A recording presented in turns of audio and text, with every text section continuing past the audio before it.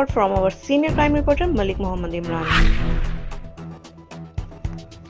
Lahore Police, following the instruction of Chief Minister of Punjab, is taking strict legal action against individuals involved in harassment and violence against women, stating that such offenders deserve no leniency. In Mustafa Town, police arrested a man named Majid for harassing a woman alone at Canal View Society bus stop, after which he fled the scene. In a separate incident, Shahid, who attacked an entire family in Nawakot with a sharp weapon, was apprehended along with the weapon used.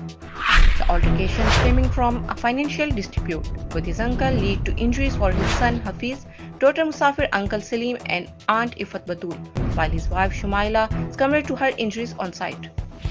Police also detained suspect involved in major robbery master pipe industry Amanthago, where a group had escaped with 1 crore rupees. Gujarpura police arrested Fazal, the mastermind, along with his accomplice Rafiq and Shoaib. In Nasirabad, Shehzad and Awais were arrested during a patrol for kite flying with kites and reels of string recovered from their possession. In another action, Qaid-e-Azam Industrial State Police detained Ahsan for illegal displaying of Kalashnikov with his magazine and ammunition.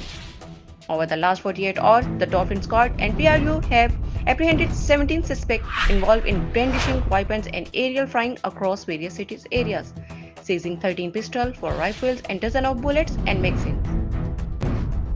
Factory area police also arrested 7 repeat offenders engaged in gambling, recovering a total of 72,900 rupees in cash.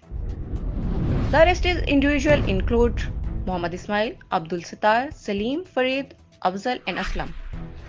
DIG Operation Mohammad Faisal Kamran reaffirmed the police zero tolerance policy against criminals, stating that action against gamblers, beggars, and illicit operation is ongoing without discrimination.